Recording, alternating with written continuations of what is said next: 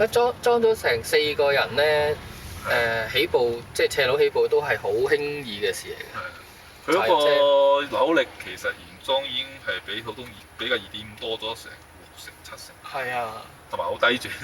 係啊，你而家基本上即係嗱，如果撞滿晒，基本上唔使拉 handbrake 嘅，你一鬆 brake 就已經基本上佢 lock 實咗架車，唔會漏後。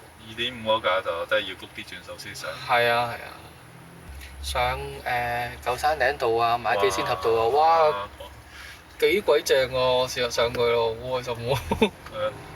唔使會啊，你係咪你係一摁佢已經去咯喎？真係電油車係好難做到呢個即係咁樣嘅感覺，除非可能啲大馬力嘅 CC，即係嗰啲嘅車撞到。